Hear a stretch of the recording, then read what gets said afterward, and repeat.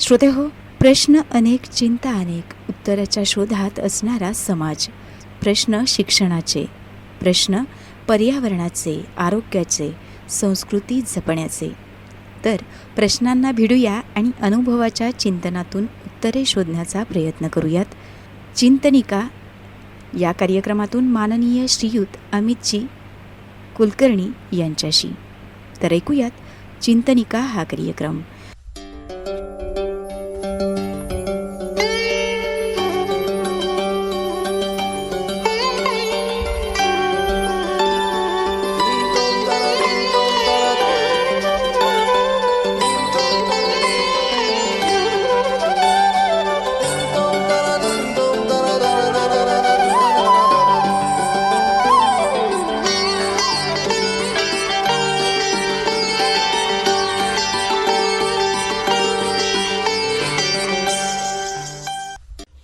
नमस्कार श्रोते हो, मी शेखर कुलकर्णी आपल्या सगळ्यांचं हार्दिक स्वागत करतो हिंदवी रेडिओ 89.6 या साताऱ्यातील आपल्या हक्काच्या आणि अत्यंत जवळच्या अशा रेडिओ वाहिनीवर.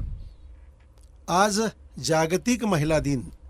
या जागतिक महिला दिनाच्या निमित्तानं आज आपण काही विशेष मुलाखती सादर करतोच आहे. त्याचबरोबरीनं एक विचारप्रवर्तक अशा काही बाबींची चर्चा करण्यासाठी आपल्या हिंदवी रेडिओचे किंवा हिंदवी परिवाराचे एक प्रमुख अर्धयोजना म्हणतो आपण, ते माननीय अमितजी कुलकर्णी सर आज आपल्या स्टुडिओमध्ये उपस्थित आहेत. आपण त्यांच्याशी थोड्या आजच्या जागतिक महिला दिनाच्या निमित्तानं विशेष गप्पा मारणार आहोत. नमस्कार सर. नमस्कार सर. जागतिक महिला दिन हा आता गेली बरीच वर्ष आपण ऐकतोय की 8 मार्च या दिवशी हा जागतिक स्वरूपामध्ये हा महिला दिन साजरा केला जातो. परंतु आपल्या भारतामध्ये आजकालची जर परिस्थिती आपण बघितली तर थोडंसं हे कुठंतरी विचित्र वाटतंय की म्हणजे ज्या आपल्या भारतवर्षाला छत्रपती शिवरायांची अशीच आमची आई असती, आम्हीही सुंदर झालो असतो, असं एखाद्या स्त्रीकडं बघितल्यानंतर त्यांचे शब्द हे या पद्धतीचे होते. म्हणजे कुठल्याही परक्या स्त्रीला ह्या माय भगिनीचा दर्जा हा कायम त्यांच्या डोक्यामध्ये असायचा. पण ती वस्तुस्थिती आजच्या काळामध्ये मात्र कुठेही दिसून येत नाही. उलट पक्षी स्त्रियांवर अनेक वेगवेगळ्या प्रकारानं वेगवेगळ्या परिस्थितीमध्ये अन्याय अत्याचार झालेलेच आपल्याला दिसून येतात. तर त्याबद्दल तुम्ही आपलं काय मनोगत व्यक्त कराल? सर्वप्रथम मी शेखर कुलकर्णी सर आपलं आणि हिंदवी 89.6चे मनापासून आभार मानतो की तुम्ही अत्यंत संवेदनशील मात्र अत्यंत हृदयस्थ असलेल्या या विषयाच्या संदर्भात चर्चा करण्यासाठी मला या ठिकाणी निमंत्रित केलं. मी आजच्या 8 मार्च या आपल्या महिला दिनाच्या निमित्तानं सर्व भगिनी वर्गाला महिला दिनाच्या मनापासून शुभेच्छा देतो. तुम्ही 2 संदर्भ म्हणलात की आजची महिला आणि बोलण्याच्या ओघात आपण असं म्हणलो की राष्ट्रमाता जिजाऊ आणि शिवाजी महाराजांचाही आपण उल्लेख केला. तर मला असं वाटतं की माझ्या सुरुवातीची सुरुवात करत असताना एकूण मी भारतीय शिक्षण परंपरा, भारतीय ज्ञान परंपरा, भारतीय संस्कृती ह्याचा संदर्भ देऊन करावी. आपल्या भारतीय परंपरेत जर स्त्रीविषयी आपले पूर्वज काय म्हणतात असं जर आपण थोडा धांडोळा घेतला तर आता आपल्याशी बोलतानाच माझ्या डोक्यात 3 ओळी आल्या, त्याच्यापासून मी सुरुवात करतो. या देवी सर्व भूतेषु मातृरूपेण संस्थिता, नमस्तस्यै नमस्तस्यै नमस्तस्यै नमो नमः. या देवी सर्व भूतेषु शक्तिरूपेण संस्थिता, नमस्तस्यै नमस्तस्यै नमस्तस्यै नमो नमः. या देवी सर्व भूतेषु लक्ष्मीरूपेण संस्थिता, नमस्तस्यै नमस्तस्यै नमस्तस्यै नमो नमः. आजच्या प्रगल्भ काळात कदाचित हे फार पौराणिक, फार मागं जातोय असं वाटेल, मात्र विल्स्टन चर्चिल यांचं एक अत्यंत उत्कृष्ट मॅगझिन आहे की जे संपूर्ण जगाला दिशादर्शक ठरलेलं आहे. The longer you look back the further you can look forward. हम्म. जेवढा दीर्घ काळ तुम्ही तुमच्या इतिहासात बघू शकाल हम्म. तितकंच पुढच्या तुमच्या भविष्याचं आकलन तुम्ही करू शकाल. हम्म. तर मला असं वाटतं की ज्या भारतीय संस्कृतीच्या स्त्रीकडे बघण्याचा दर्जा काय होता त्यामुळं आजच्या परिस्थितीकडे बघणं आपल्याला अधिक सुलभ होईल. हम्म. आपण जर असं बघितलं तर जिथपासूनचा आपल्याला काळ हा आपण गोष्टीतनं, वाचनातनं, गप्पातनं किंवा कोणाच्या सांगण्यातनं ऐकलेला आहे, तो त्या अर्थानं सगळ्यात प्राचीन कथा म्हणून आपल्याला रामायण माहीत आहे, त्यानंतरचं महाभारत माहीत आहे, आणि त्यानंतरचं साहित्यातनं उलगडत जाणारी स्त्री, इतिहासातनं उलगडत जाणारी स्त्री, असं आपण या स्त्रीवर्गाचा धांडोळा घेऊ शकतो. रामायण काळात जर आपण बघितलं तर त्यावेळेच्या गोष्टीतल्या दाखल्यांनुसार आपण स्त्रियांनी अनेक वेळा गाजवलेले कर्तृत्वाचे प्रसंग हे बघू शकतो. म्हणजे आता आपल्याशी अगदी बोलण्याच्या ओघात माझ्या लक्षात आलेला प्रसंग असा आहे की ज्याच्यामुळं हे रामायण घडलं, ती माता कैकेयीनं रामाच्या वनवासासाठी आणि भरताच्या राज्याभिषेकासाठी राजा दशरथाकडे 2 वर मागितले, आणि तिथून पुढं खऱ्या अर्थानं सगळ्या रामायणाला सुरुवात झालं. पुढं सीतेला फार मोठा त्रास सहन करावा लागला, आणि हा सगळा कालखंड आपण गोष्टी रूपानं ऐकलेला आहे. पण मला त्याचा शोध घेताना असं वाटतं की राजा दशरथानं कैकेयीला तुला तू 2 वर माग हे कोणत्या परिस्थितीत सांगितलेलं आहे, तर त्या काळातल्या परिस्थितीनुसार असं सांगितलं गेलेलं आहे की राजा दशरथाचं ज्या वेळेला दानवांबरोबर युद्ध झालं त्यावेळेला एक परिस्थिती अशी झाली की तिथल्या एका प्रहारामुळं राजा दशरथ मूर्छित झाला, आणि त्यानंतर ती लढाई ऑलमोस्ट राजा दशरथ हरत आलेले होते. त्यावेळेला त्या संपूर्ण युद्धाचा ताबा माता कैकेयीनं घेऊन ते युद्ध स्वतःच्या बलबुत्यावर जिंकून राजा दशरथाची तिथनं सुखरूप सुटका केली, आणि त्यानंतर प्रसन्न होऊन दशरथानं असं सांगितलं की तू 2 वर माग. म्हणजे ती जर परिस्थिती बघितली तर ती एक असामान्य कर्तृत्वान सम्राज्ञी अशा पद्धतीनं माता कैकेयीने त्यावेळेला भूमिका बजावलेली आहे. मात्र मोह आला, कोणत्याही प्रकारचा स्वार्थ उत्पन्न झाला तरी सुद्धा स्त्री कुठल्या टोकाला जाऊ शकते ह्याचं दुसरं उदाहरण आहे. मात्र एका कर्तृत्वान स्त्रीची नोंद घेण्याच्या दृष्टिकोनातून आपण त्या कैकेयीच्या व्यक्तिमत्वाकडे बघू शकतो. किंवा तत्कालीन जे वाल्मिकी रामायण आहे त्यावेळेला असं सांगितलेलं आहे की माता सुमित्रा, तशाच पद्धतीनं माता कौशल्या ह्या स्वतंत्रपणे यज्ञवेदीवर बसलेल्या आहेत. म्हणजे मधल्या काळात असा जो एक प्रघात आला की महिलांनी याज्ञिक करायचं नाही, धार्मिक ह्याला मर्यादा देण्यात आल्या, त्या काळामध्ये असं आपल्या लक्षात येतं की स्त्रिया अत्यंत कर्तृत्वान होत्या. वेद काळात देखील मैत्री असेल, गार्गी असेल, अशी नावं आपल्याला भारतीय ज्ञान परंपरा, भारतीय विचार परंपरा, भारतीय संस्कृती यात नावं आलेली आढळतात. त्या अर्थानं जर असं बघितलं तर किमान आज असा अनुमान नक्की लावता येऊ शकतं की पुरुषाच्या बरोबरीनं समान सर्व सुखसुविधा आणि समान सर्व विकल्प उपलब्ध असलेली असे एकूण त्यावेळेच्या स्त्रीचं स्थान असू शकतं. त्यावेळेला जितक्या सर्व क्षेत्रात पुरुष पारंगत होते तितक्याच पद्धतीनं महिला पारंगत होत्या, आणि एकूण हे सगळं कर्तृत्व गाजत असताना एकूण ह्या सगळ्या राज्यपद्धतीत त्यावेळची जी कालानुरूप जी राजाची राज्यपद्धती होती त्यात देखील या सगळ्या राज्यपद्धतीत स्त्रियांचा रोल, स्त्रियांची भूमिका ही अत्यंत महत्त्वाची होती. त्या वेदसंपन्न होत्या, त्या शास्त्रसंपन्न होत्या, त्यांना शस्त्रास्त्रांची देखील प्रावीण्य त्यांनी प्राप्त केलेलं होतं, आणि हे सगळं करत असताना आपल्या पतीच्या सोबत बरोबरीनं तो राज्याचा रहाटगाडगा चालवणं इथपर्यंत स्त्रियांनी आपलं कार्यकर्तृत्व हे निश्चित पद्धतीनं गाजवलेलं आहे. ह्यानंतरच्या काळात ज्यावेळेला आपण महाभारत कालापर्यंत जरी आलो तर त्याही वेळेच्या काळात आपल्याला असं दिसतं की अनेक स्त्रियांनी स्वतःच्या मतानुसार, स्वतःच्या व्यक्तिमत्वानुसार स्वतःला त्या पद्धतीनं साकारत गेलेले आहेत. स्वतःचे जे काही त्यांना कार्यपद्धती योग्य वाटली, स्वतःच्या व्यक्तिगत काही महत्त्वाकांक्षा आहेत त्या त्यांनी लिहिल्या स्वतःच्या मनानुसार, स्वतःचा पुढचा वंशपरंपरेचा विचार करून हे धोरणात्मकदृष्ट्या, राजकीयदृष्ट्या योग्य भूमिका घेऊन स्वतःचं व्यक्तिमत्व हे साकार केलेलं आहे. इतकं धोरणे असण्यासाठी काहीतरी ज्ञान संपन्नता असणं, काहीतरी अनुभव असणं, दैनंदिन कामकाजात सहभाग असणं किंवा सगळे डायनॅमिक्स ज्याला आपण म्हणतो हे समजण्या इतक्या निश्चित पद्धतीनं त्या प्रगल्भ होत्या, अभ्यासू होत्या, आणि स्वतःचं असं इतिहासात स्वतःचं स्थान केलेल्या भारतीय स्त्रिया होत्या असं म्हणायला हरकत नाही असं मला वाटतं. नाही, अगदी बरोबर आहे. परंतु त्या कालावधीमध्ये प्रभू श्री रामांसारखा एक आदर्श पुरुष असणाऱ्या माणसाकडून सुद्धा सीतेवर शेवटच्या काळामध्ये अन्याय झालाच का नाही असं बऱ्याच वेळेला डोळ्यासमोर येतं. किंवा 5 पांडवांची राणी द्रौपदी, तर त्या द्रौपदीवर अन्याय झाला का नाही, आणि तो दैव किंवा देवत्व ज्यांना प्राप्त होतं अशा पद्धतीच्या लोकांकडून ते प्राप्त झालं, त्यांच्याकडून तो अन्याय झाला का काय.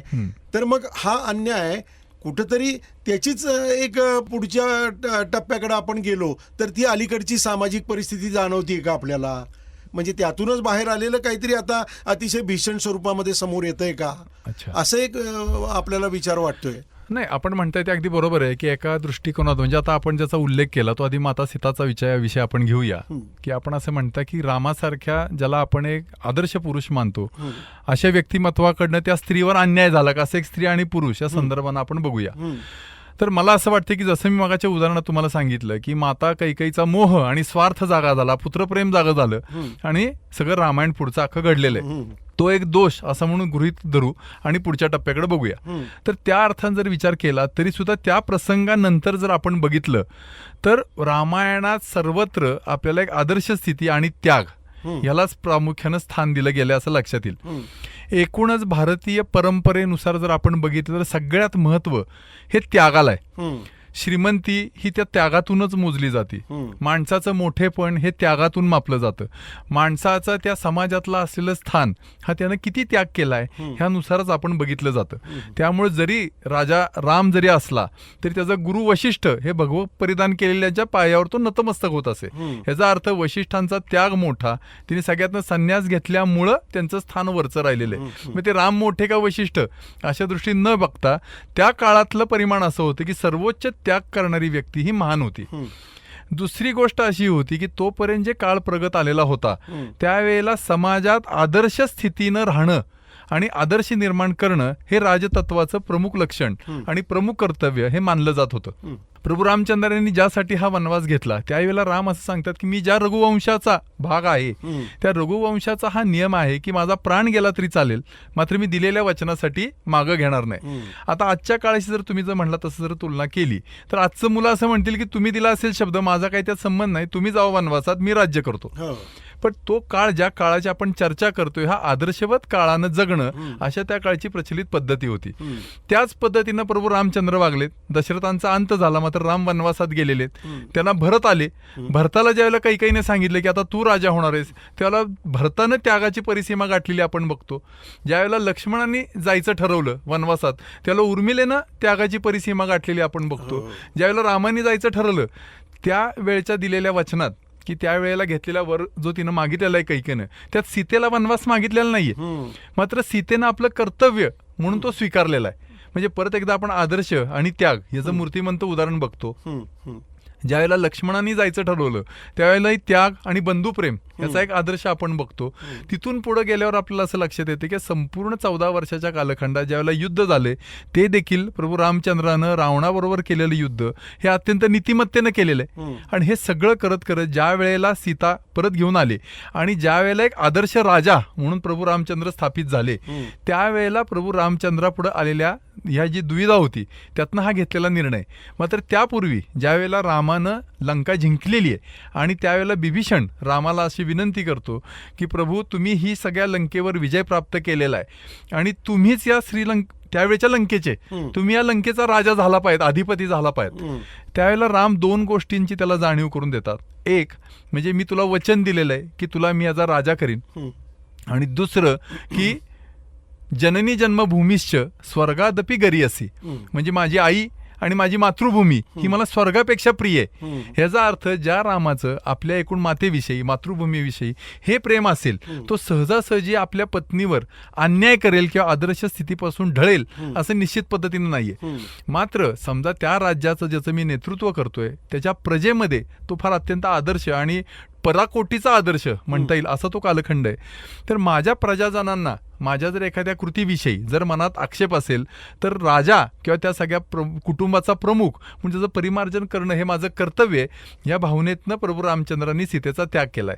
आत्ताच्या परिमाणावर ते योग्य अयोग्य मोजणं शक्य नाही किंवा रामायणात देखील सीतामातेनं कुठं माझ्यावर अन्याय झाला अशी नोंद घेतली असं नाही.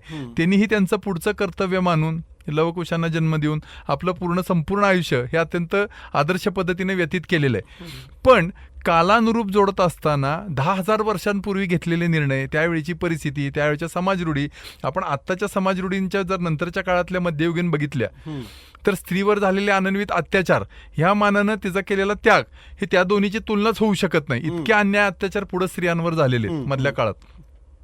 पण मला असं वाटतं की त्यावेळेला हे परमोच्च त्याग त्या त्या कॅरेक्टरनं त्या त्या व्यक्तिमत्वानं त्यावेळेला केलेत म्हणून आज आपण त्यांना आदर्श मानतोय. नाही तर 10,000 वर्षात अनेक राजकीय वंश झाले असतील, अनेक राजांकडनं अनेक चांगले वाईट प्रसंग घडले असतील, कर्तृत्वाच्या अनेक गोष्टी घडल्या असतील, मात्र आदर्शाचा परमोच्च बिंदू म्हणण्या इतकं त्यांचं कार्य त्या कसोटीवर उतरलं नाही जे रामाचं आणि सीतेचं उतरलं. म्हणून आज सीता आणि राम आपण त्या दृष्टीनं आदर्श मानतो. तशाच पद्धतीचा मला संदर्भ वाटतो द्रौपदीचा. त्याच्यानंतरचा टप्पा आहे महाभारताचा. म्हणजे आपण असं म्हणू की सत्ययुगानंतर द्वापार युगात महाभारत घडलं की आत्ताच्या कालगणनेनुसार 7,000 ते 8,000 वर्ष आधीचा कालखंड असेल.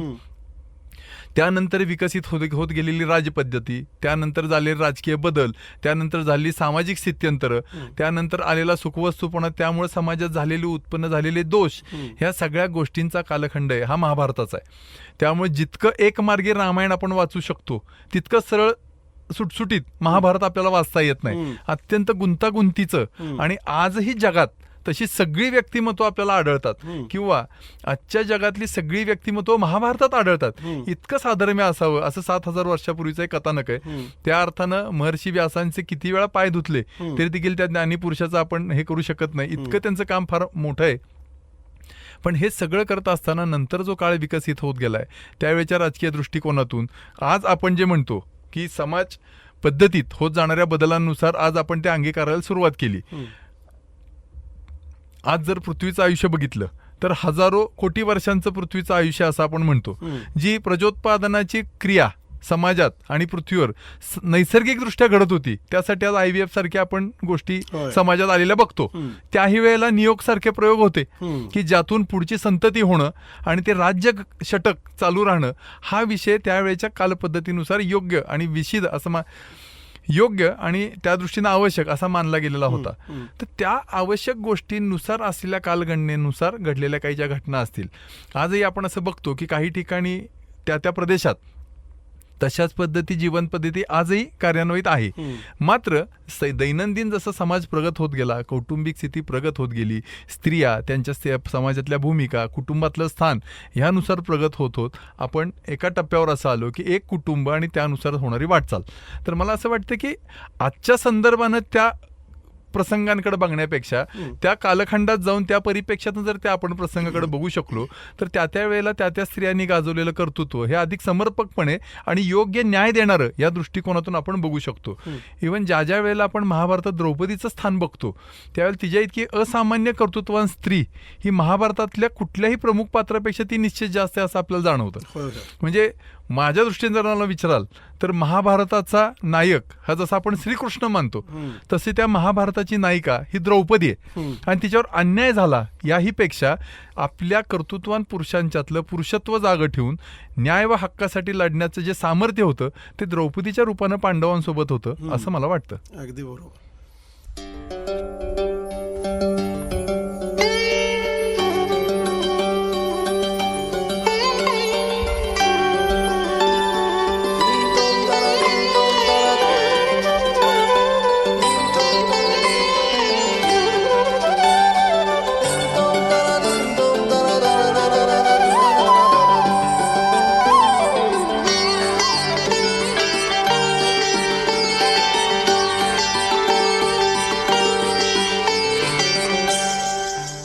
श्रोतेहो, आत्ताच आपण आनंद घेतलात चिंतनिका या कार्यक्रमाचा. सादर करते होते माननीय श्रीयुत अमितजी कुलकर्णी.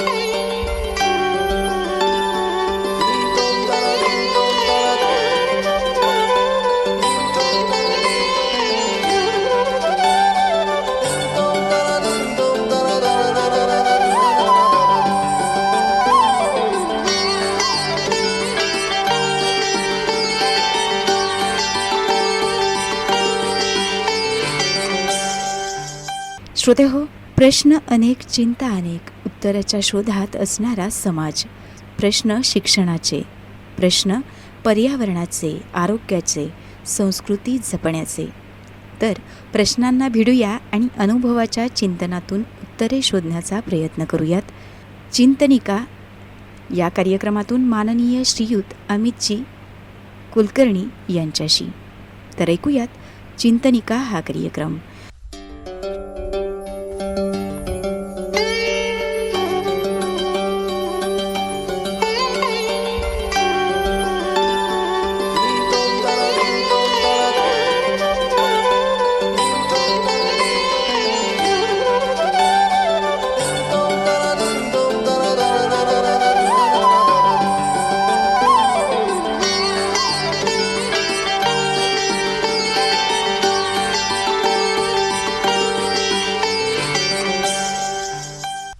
आपण जे म्हणतो की मग हेच आदर्श हे आजकालच्या पिढीनं घेतलेत का, मग की अन्याय केला म्हणून आपण काय फार मोठे दोषी ठरत नाही, हीच कुठेतरी संकल्पना मनामध्ये बसली आहे का काय, की जेणेकरून म्हणजे आता अनेक अशा सोशल मीडियावरनं म्हणा किंवा टी व्ही चॅनल्सवरनं जे आपण बघतो की अनेक टोकाचे असे अन्याय किंवा अत्याचार हे महिलेवर स्त्रीवर झालेले दिसतात.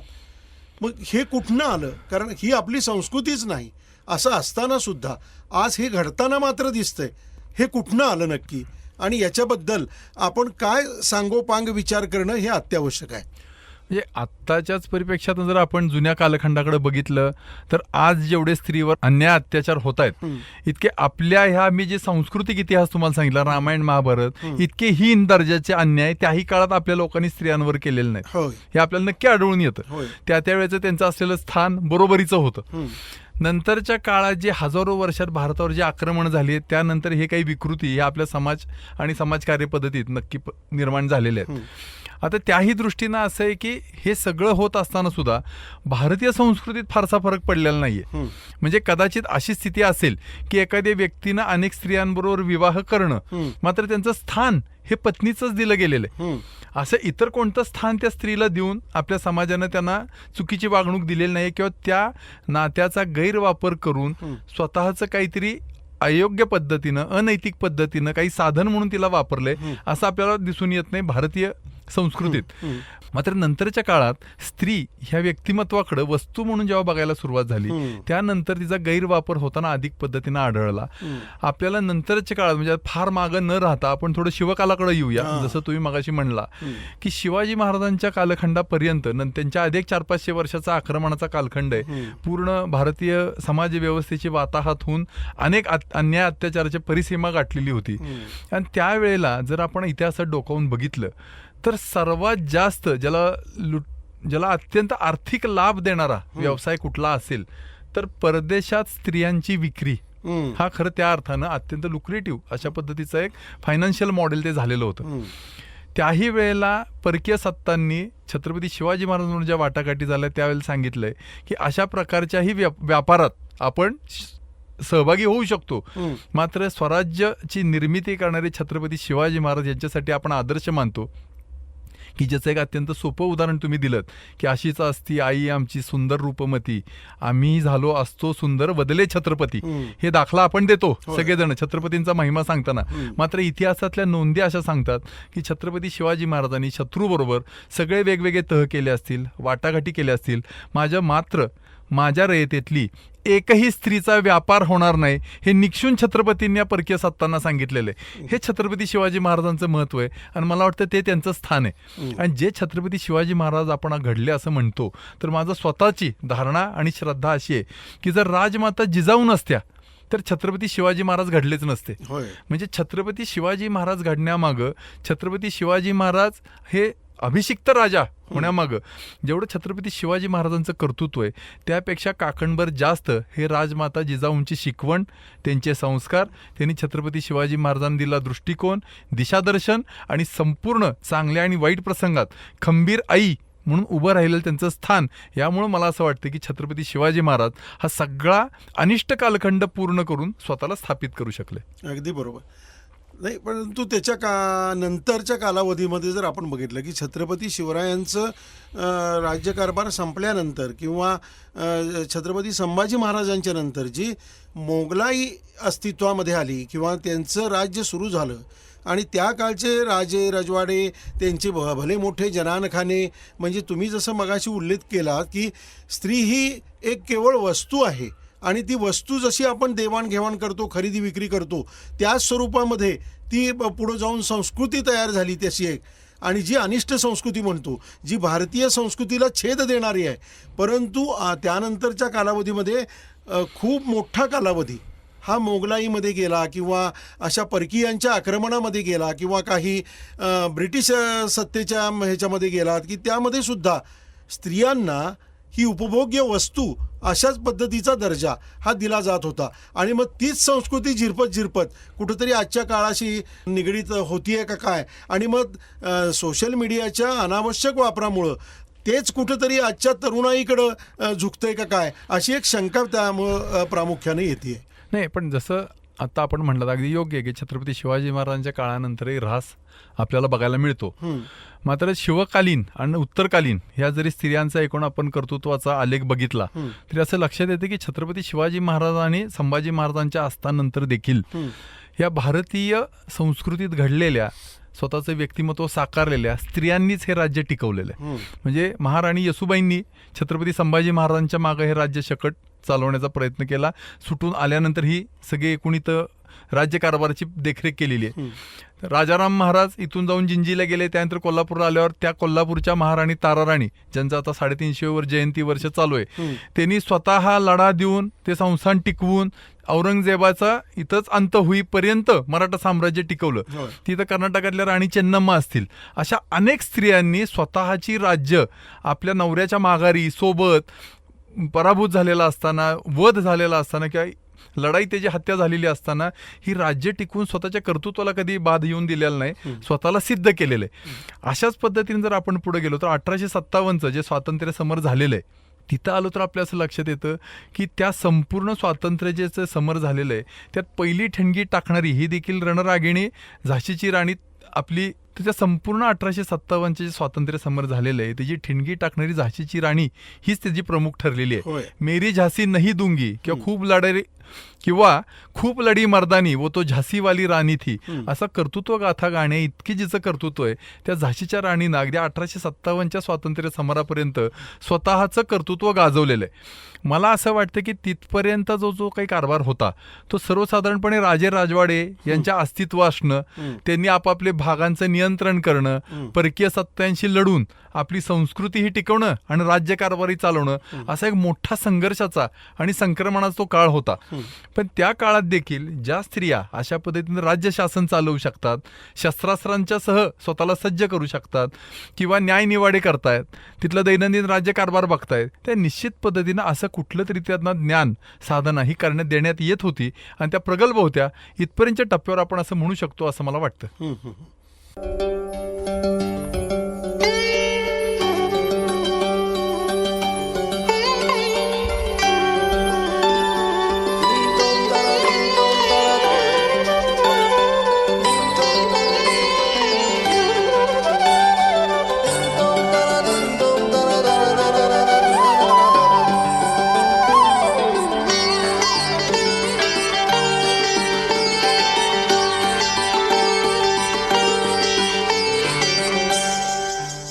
श्रोतेहो, आत्ताच आपण आनंद घेतलात चिंतनिका या कार्यक्रमाचा. सादर करते होते माननीय श्रीयुत अमित कुलकर्णी.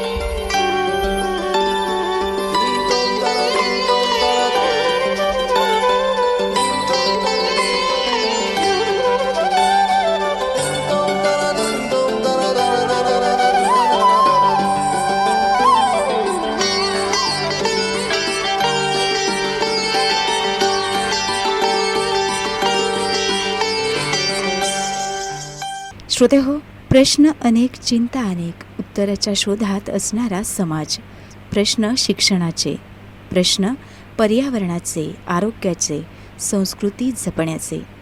तर प्रश्नांना भिडूया आणि अनुभवाच्या चिंतनातून उत्तरे शोधण्याचा प्रयत्न करूयात. चिंतनिका या कार्यक्रमातून माननीय श्रीयुत अमितजी कुलकर्णी यांच्याशी. तर ऐकूयात चिंतनिका हा कार्यक्रम.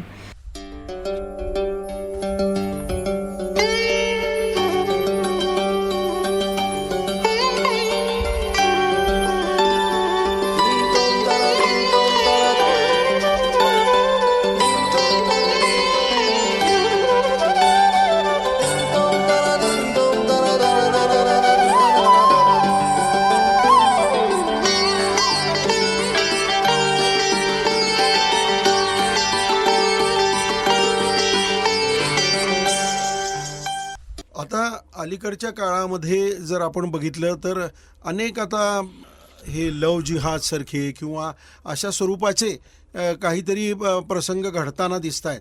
त्याच्यावर कडक कायदेही कदाचित झालेले आहेत, त्याचं इम्प्लिमेंटेशन हळूहळू कडक पद्धतीनं होईल वगैरे वगैरे. परंतु एक भारतीय म्हणून जी भारतीय अतिशय उच्च संस्कारांची परंपरा आहे ती जर पाळायची असेल तर प्रत्येक भारतीय मग तो कोणत्या जाती धर्माचा आहे किंवा हे याच्याशी मतलब नाही, ते अलहिद आहे. परंतु एक भारतीय म्हणून त्यानं काय संकल्प या महिला दिनाच्या निमित्तानं घेणं हे अत्यावश्यक वाटतं. मला असं वाटतं की जे मी तुम्हाला सांगितलं की कदाचित काही जणांना भारतीय संस्कृती ही अत्यंत थोतांड वाटते, काही जणांना असं वाटते काहीतरी जुनं पान आहे त्यामुळे ते स्वीकारार्ह नाहीये, अनावश्यक आम्हाला देवीचं स्थान देताय आणि आमचा सगळा उपभोग घेऊन तुम्ही आमचा वापर करून आम्हाला टाकताय, असं स्त्रियांच्या जाणीवपूर्वक एक विचारधारा पसरवली जाते.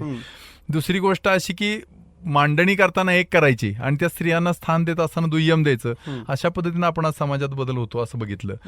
पण मुळात मला असं वाटतं की ह्या सगळ्याचा जो काही ऱ्हास झालेला आहे तो अत्यंत दुर्दैवी जी एक घटना घडली आहे ती म्हणजे 1835 मेकॅलेनं शिक्षण पद्धतीचा जो पूर्ण ऱ्हास केला तिथपासून या सगळ्या गोष्टीला सुरुवात झाली असं मला वाटतं.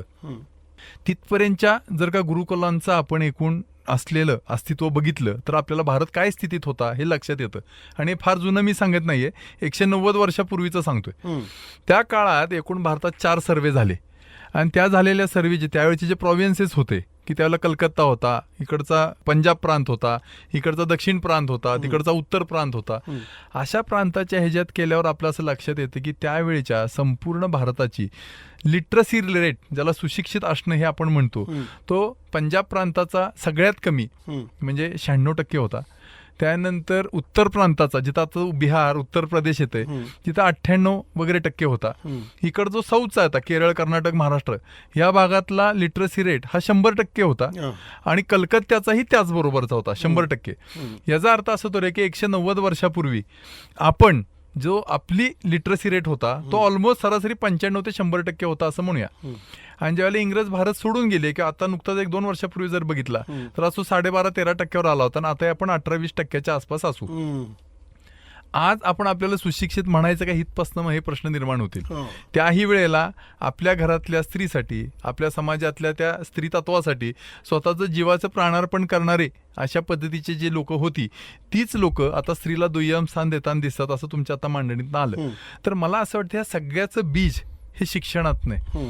एकूण भारतीय परंपरेत जे वंश परंपरेनं आईकडून मुलाला, मुलाकडून त्याच्या मुलांना असं सांगत हे जे ज्ञान आलं होतं त्याचं खंडित करून विशिष्ट विचारधारेने सगळं ज्ञान हे अवाजवी कालबाह्य ठरवून चुकीचं ज्ञानरोपण हे विद्यार्थ्यांच्यात केल्यामुळं मागच्या 100-150 वर्षात भारतीय संस्कृतीपासून काही अंशी हा समाज दूर जातोय का असं चित्र नक्की निर्माण झालंय.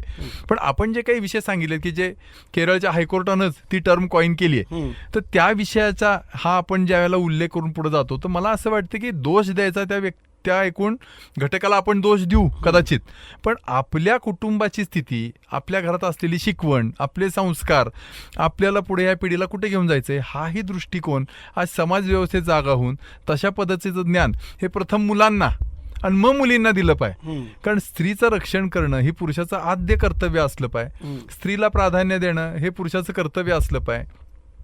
जर स्त्री विकसित झाली तर कुटुंब विकसित होईल, ही धारणा त्या पुरुषाची पाहिजे. त्यामुळे स्त्रीविषयीचा आदर हा स्त्रीला शिकवायचा विषयच नाही, माझं तर मत आहे. हे पुरुषांना आत्मसात करायचा विषय, तो जर आपण ह्या पुढच्या पिढीत जर रुजवू शकलो तरच हे सामाजिक स्थिती बदलणार आहे. कारण इथून पुढं मोहाच्या किंवा ज्याचं आमिष असावं अशा किंवा दिशाभूल करणारे हे सोशल मीडियासारखे घटकच अधिकाधिक जाणार आहेत. कुठलाही विचार चुकीच्या पद्धतीनं पसरवणं अधिक सोपं झालेलं आहे. मात्र ह्या सगळ्याची ज्याला लॅबोरेटरी म्हणता येईल ती आपली कुटुंब व्यवस्था जितकी आपण सक्षम ठेवू, आपल्या घरातल्या स्त्रीचं स्थान हे जितकं आपण आदर्शवत ठेवण्याचा प्रयत्न करू, त्याच टप्प्यानुसार आपल्या मुलांवर संस्कार होऊन सामाजिक स्थिती दिसणार आहे. मग जे बीज आपल्या कुटुंबात आहे त्याचंच वृक्ष आपल्याला समाजात दिसणार आहे. त्या दृष्टीनं आपल्या कुटुंबापासून काम करून समाजापर्यंत काम पोहोचवणं, या अर्थानं आपण या स्त्री तत्वाकडे बघितलं पाहिजे असं मला वाटतं. अगदी बरोबर. आणि त्याच दृष्टिकोनातून प्रयत्न चालू आहेत.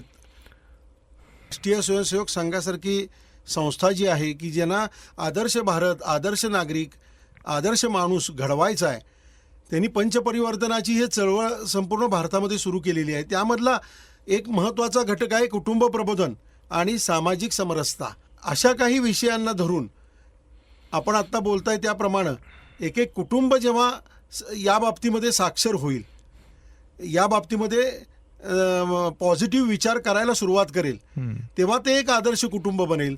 आदर्श कुटुंबाचं आदर्श गाव बनेल, आदर्श गावाचं आदर्श राज्य बनेल, आदर्श राज्याचं आदर्श देश बनू शकतो. बरोबर. आणि त्याची सुरुवात ही स्वतःपासून झाली पाहिजे आणि त्या दृष्टिकोनातून प्रयत्न होणं गरजेचं आहे. आणि त्याची सुरुवात जरा उशीर झालेला असला तरी आत्तापासून होणं, आणि महिला दिनाच्या दिनापासूनच. कारण जसं आपण म्हटलात की राष्ट्रमाता जिजाऊ यांनी संस्कार घडवून छत्रपती शिवरायांना घडवलं. जिच्या हाती पाळण्याची दोरी ती जगाते उद्धारी. आणि याच पद्धतीनं ह्या प्रत्येक घरामध्ये असणाऱ्या आईनं केलेले हे संस्कार जितके चांगल्या पद्धतीनं मुलांच्यामध्ये रुजत जातील, झिरपत जातील, तशा येणाऱ्या नवीन पिढ्या या निश्चितपणानं स्त्रीशक्तीचा जागर करणाऱ्या किंवा स्त्री शक्तीला सर्वोच्च मान देणाऱ्या अशाच बनू शकतील. आणि जेव्हा हा सर्वोच्च मान दिला जाईल तेव्हाच पुरुषाकडून होणारे अत्याचार, अन्याय हे कमी होतील असं मला वाटतं. त्याबद्दल तुम्हाला काय वाटतं? जसं सर तुम्ही आत्ता म्हणलात की आईचं प्रामुख्यानं काम हे संस्कार देण्याचं आहे, ते अगदी 100% तुम्ही बरोबर बोललात. आपण जर का आपल्या आई बाबांपुढची आजी आजोबांचा कालखंड आपल्याला आठवणारा असतो, आई वडिलांचं कालमान आपण जवळनं अनुभवलेलं असतं, आणि आता आपल्या मुलांचे अनुभवतोय आपल्या पिढीपर्यंत, तर असं निश्चित पद्धतीनं लक्षात येतं की शिक्षण देण्याची जबाबदारी ही आजपर्यंत वडिलांची राहिलेली आहे आणि संस्कार देण्याची जबाबदारी ही बऱ्याच अंशी आईची राहिलेली आहे. कदाचित एखाद्या प्रसंगात असं आपल्याला जाणवतं की व्यवहारात आपल्या वडिलांच्या हातनं एखादी चूक झाली असेल, मात्र आईनं तिथं टिकवून ठेवलेलं असतं. एखाद्या वागण्याच्या बाबतीत वडील एखादा व्यवहार सांभाळतील नाही सांभाळतील कौटुंबिक, मात्र आईनं तो सगळा सोपस्कार पार पाडलेला असतो. घरात येणाऱ्या व्यक्तीपासनं त्याचं एकूण आदरातिथ्यापासनं त्याचं एकूण सगळं विषय करणं, हा सगळा विषय त्या कुटुंबाची स्थिती ह्या घरातल्या त्या स्त्रीवर ठरत असते. मला असं वाटतं की 2000 पूर्वी, म्हणजे मी फार मागं जात नाही, एक 25 वर्षापूर्वीपर्यंत जर स्थिती होती बघितली आपण, तर एकूण सामाजिक स्थिती वेगळी होती आणि 2000 नंतरची वेगळी झाली. ज्या वेळेला हे जागतिकीकरणाचं वारं सर्वत्र फिरू लागलं, त्यावेळेला जशा जगात प्रगतीच्या काही चांगल्या गोष्टी झाल्या, तशा काही अनिष्ट गोष्टी त्याच्याबरोबर फ्री आपल्या सगळ्यांना मिळालेल्या आहेत. ते घेऊन जात असताना त्याचे काही अनिष्ट परिणाम समाजात घडताना आपल्या सगळ्यांना बघतात. मात्र हे सगळं जर आपल्याला करायचं असेल तर आपली आई आपल्याला काय शिकवण द्यायचा प्रयत्न करते ह्याचा प्रभाव त्या मुलांवर जास्त राहील अशी एकूण घरातली परिस्थिती पाहिजे. आज सुद्धा आई आपल्या मुलाला वाईट शिकवते असं नाही, पण त्या मुलाचा एकूण दृष्टिकोन हे आईचा ऐकण्यापेक्षा मोबाईलवरचे रील काय सांगतायत, सोशल मीडियावर काय ट्रेंड चाललाय, इकडे जास्त आहेत. याचा अर्थ ही जी मनाची एकूण स्थिती बदललेली आहे, ह्या बदललेल्या मनस्थितीमुळं संस्कारांमध्ये थोडं त्यात दूषित व्हायला सुरुवात झालेली आहे. पण आज देखील आपल्याला असं दिसतं की भारत हा एकमेव देश आहे जिथं कुटुंब व्यवस्था अस्तित्वात आहे. त्या अर्थानं टिकून आहे. कितीही ऱ्हास झालाय म्हणलं तरी स्त्रीचं घरातलं स्थान हे अद्वितीय आहे, त्याची जागा कोण दुसरी घेऊ शकत नाही.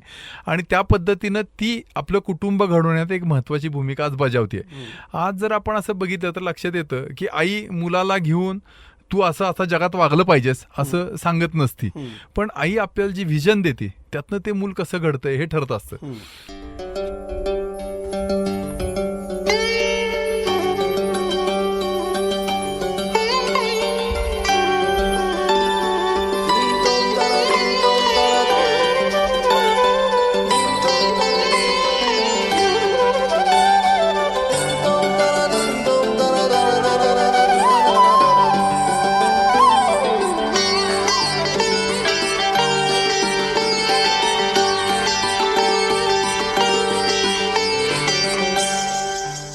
श्रोतेहो, आत्ताच आपण आनंद घेतलात चिंतनिका या कार्यक्रमाचा. सादर करते होते माननीय श्रीयुत अमितजी कुलकर्णी.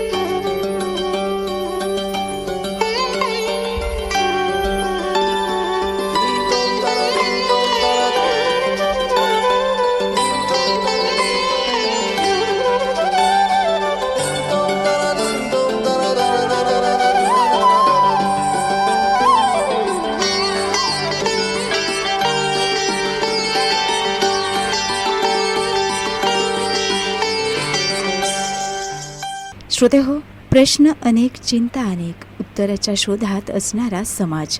प्रश्न शिक्षणाचे, प्रश्न पर्यावरणाचे, आरोग्याचे, संस्कृती जपण्याचे.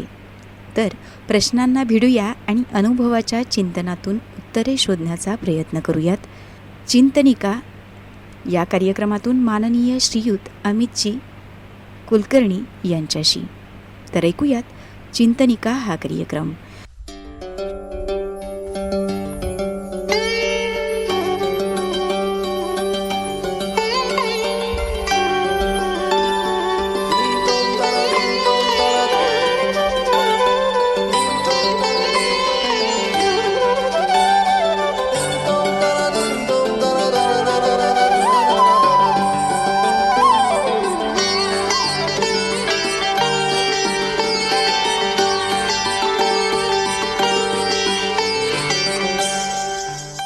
कालच सातारच्या इंग्लिश स्कूलचे माजी विद्यार्थी डॉक्टर रामचंद्र गोडबोले व त्यांच्या पत्नी सौ सुनीताताई गोडबोले यांना पद्मश्री पुरस्कार मिळाला म्हणून आपण इंग्लिश स्कूलला सत्काराचा कार्यक्रम घेतला.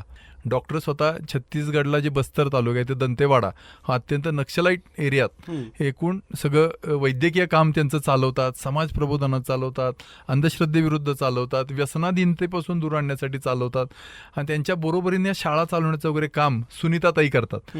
काल त्या कार्यक्रमात सहभागी असताना असं मला वाटलं की जर सुनीताताईंनी म्हणलं असतं की तुमच्या बरोबर जंगलात राहायची मला काय आवश्यकता नाही, त्या स्वतः उच्च शिक्षित आहेत, पुण्याच्या आपल्या डेक्कन एज्युकेशन सोसायटीच्या माजी विद्यार्थिनी आहेत, अहिल्यादेवीला शिकल्यात, तिथून त्या MSW पर्यंत शिक्षण घेतलंय, कॉर्पोरेटमध्ये किंवा एखाद्या बँकेत LICत नक्की ते रिटायर होऊ शकले असते असा तो काळ होता.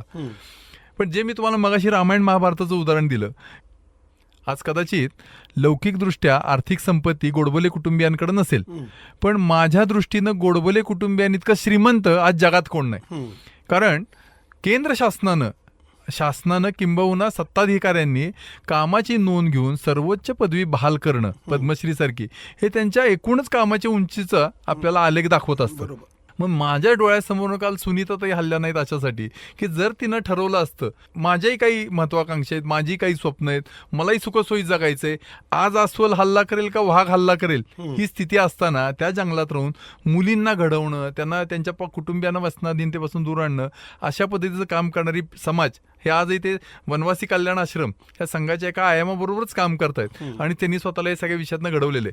तर अशाच पद्धतीनं काल मला असं जाणवलं की स्त्री किंवा आईनं दिलेली शिकवण ही अत्यंत महत्त्वाची आहे. ज्या वेळेला मी ह्या सगळ्या प्रसंगाकडे बघतो त्यावेळेला असं मला वाटतं की आई आपल्याला काय सांगती ह्याचा आज आपल्याला संदर्भ कळतात. म्हणजे काल सुद्धा ज्यावेळेला आम्ही सत्कार करताना म्हणलो की ती शाळा माऊली आहे, आमच्या दृष्टीनं ते स्त्रीतत्वच आहे शिक्षणाच्या दृष्टीनं. त्या शाळा माऊलीची मुलं ज्यावेळेला मोठी होतात अशा पद्धतीनं कर्तृत्व गाजवतात त्यावेळेला त्या आई म्हणून तिची उंची वाढत राहते रोज. याला 125 वर्षाचं योगदान आहे. तर मला माझ्या लहानपणीचा एक प्रसंग आठवला की तो काळ असा होता की आपल्या सगळ्यांनी मागच्या पिढीने आपण एका अर्थानं गरिबीत काही कालखंड काढलेला आहे. आपण काही सुबत्तेत श्रीमंतीत सगळ्यांनी जन्म घेतलेला नाही. संघर्ष होता, आर्थिक चणचण होती, इतकं पैशाची मुबलकता नव्हती. अख्खी 100ची नोट महिन्यातनं कधीतरी एकदा बघायला मिळायची. 5-10 रुपये, 5 पैसे, 10 पैसे नाणी आपण बघितलेली आहेत. त्यावेळेला आई आत्ताच्या आईसारखे महागड्या वस्तू आणून द्यायसारखी परिस्थिती आपल्या आईची कदाचित नव्हती. माझी तर आई बँकेत सर्व्हिसला होती, पण म्हणून अगदी महागड्या वस्तू रोज देऊ शकेल अशी स्थिती नव्हती. काही जबाबदाऱ्या होत्या, काही कौटुंबिक एकत्र कुटुंबाच्या काही लायबिलिटीज होत्या, या सगळ्यातनं वाटचाल होती. त्यावेळेला मला कालच्या ह्याच्यात प्रसंग कसा आठवला की त्यावेळेला एकूण महिलांच्या सुद्धा थोडे अंतर्गत स्पर्धा असायचे. अंगा खांद्यावर सोनं किती आहे ह्याच्यानुसार त्या स्त्रीचं मूल्यमापन केलं जायचं आणि तशा पद्धतीची वागणूक दिली जायची. मी स्वतः तो काळ अनुभवलेला आहे. अडचणीत असं व्हायचं की काही वेळेला आमच्या आईच्या अंगावर सोनं नसायचं. मग बाकी सगळ्या स्त्रियांचं बघितलं, त्यावेळेला वय लहान, कळण्या इतकी क्षमता नव्हती. तर आईला असं म्हणलं की आई आता तुझ्या अंगावर सोनं नाही असं पण तू घेऊया सोनं. तर इतकंही त्यावेळेला भावही कमी होते पण तेवढेही पैसे नसायचे. तर त्यावेळेला आईनं एकदा असं सांगितलं की ज्या वेळेला तुम्ही मोठं होऊन नाव कमवाल त्या दिवशी जर का मला समाजानं माझी नोंद घेतली तर ते मला त्यावेळेला सोनं मिळाल्यासारखं, ह्या सोन्याचं माझ्या दृष्टीनं काही महत्त्व नाही. त्या वयात मला ते काही कळलं नाही. पण काल जेव्हा मी शाळा माऊली आणि गोडबोले बघितले आणि माझी आई आणि मी आठवलो त्यावेळेला मला असं निश्चित लक्षात आलं की त्या आईनं मला त्यावेळेला जे ते विजन दिलं की तू चुकीचं वागायचं नाहीस, तू कोणत्याही पद्धतीनं अयोग्य दिशेला जायचं नाहीस, कोणत्याही प्रकारचं गैरकृत्य करून आपल्या घरातल्यांना कुटुंबियांना खाली मान घालायला लागेल असं वागायचं नाहीस. त्या काही गोष्टी आज मला सगळ्या मांडताही येणार नाहीत, पण तो जो काही दृष्टिकोन दिला त्यामुळं आतापर्यंतची वाटचाल करून आज आईला मी जरी म्हणलं की चल तुला एखादा 5 तोळ्याचा हार घेऊ तर आई म्हणते आता मी तृप्त आहे, हे सगळं बघितल्यावर मी आज समाधानी आहे. मग आता लक्षात येतं की लौकिक अर्थानं त्या वेळेच्या समाज पद्धतीनुसारचे जे निकष होते हे फार बोथट होत जातात. मात्र खरं जर का एक चांगली स्थिती जर आपण निर्माण करायची असेल तर योग्य पद्धतीनं कार्यरत राहून आपल्या आईला आपण समाधान दिलं पाहिजे. एवढं जरी आजच्या पिढीनं ठरवलं तरी मला असं वाटतं की 80% सामाजिक ऱ्हास जो आता चाललाय तो नक्की थांबेल. कुठल्या आईला असं वाटत नाही की माझं मूल व्यसनाधीन व्हावं, कुठल्याही आईला असं वाटत नाही की कोणत्याही प्रकारच्या अशा गोष्टींना आहारी जावं. 8-8, 12-12, 13-13 तासांचा आज मुलांचा स्क्रीन टाइम आहे. हे कुठल्या आईनं त्याला शिकवून नाही सांगितलं बस बाळा आपण मोबाईलवर खेळूया.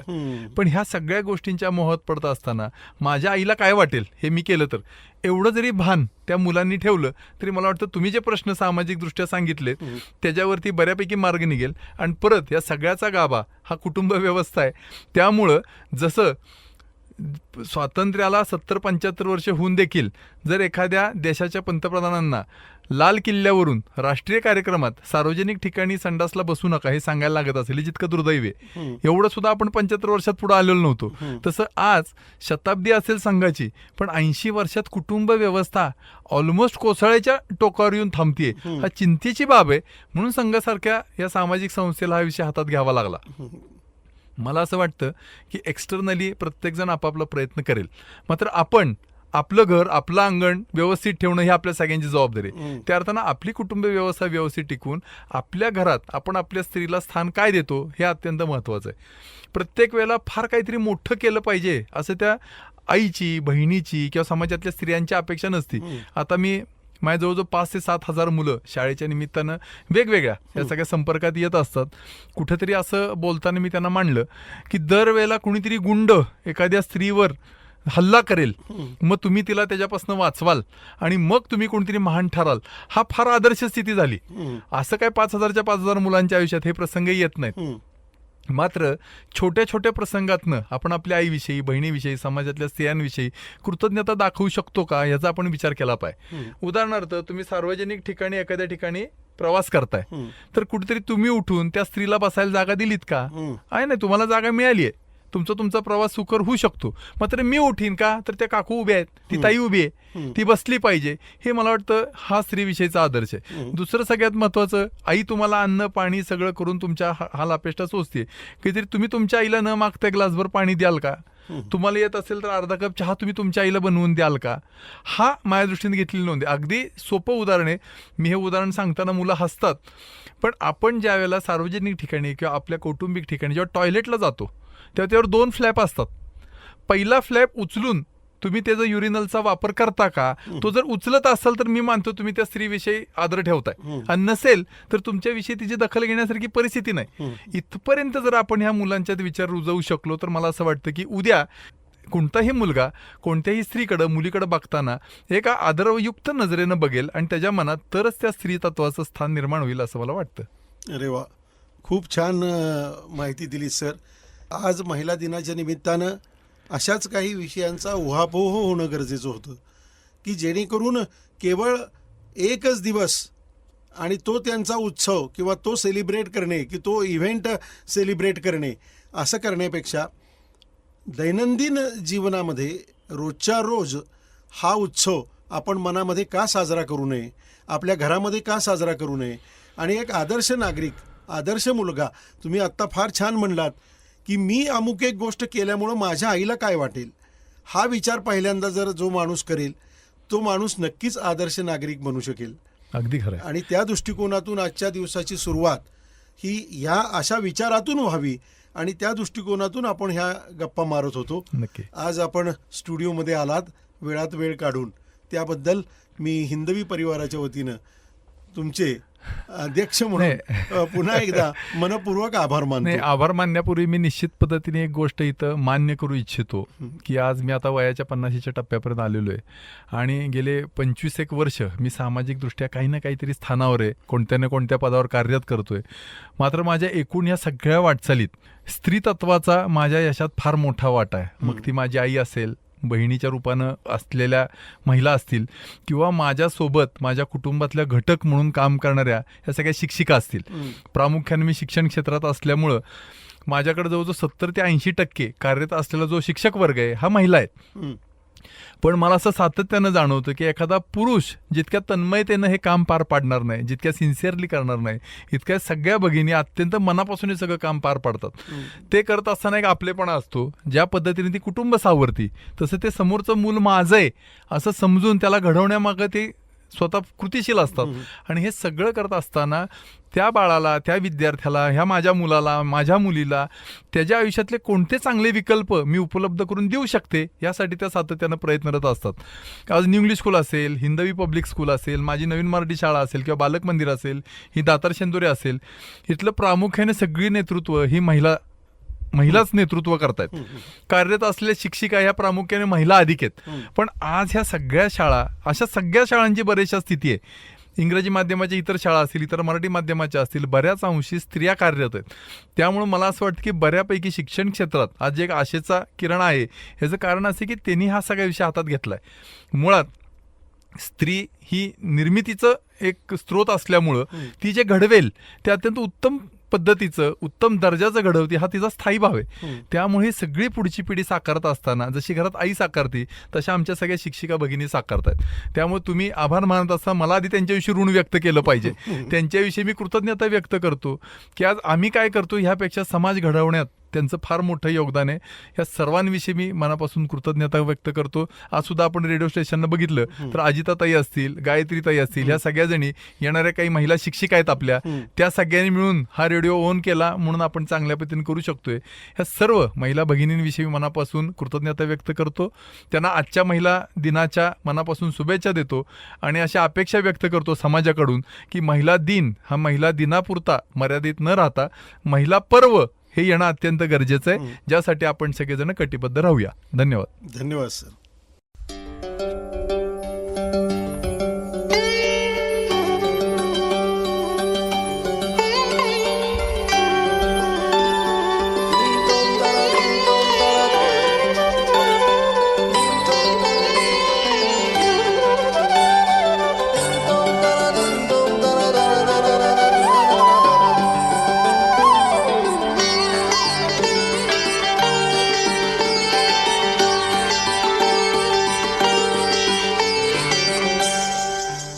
श्रोते हो, आत्ताच आपण आनंद घेतलात चिंतनिका या कार्यक्रमाचा. सादर करते होते माननीय श्रीयुत अमितजी कुलकर्णी.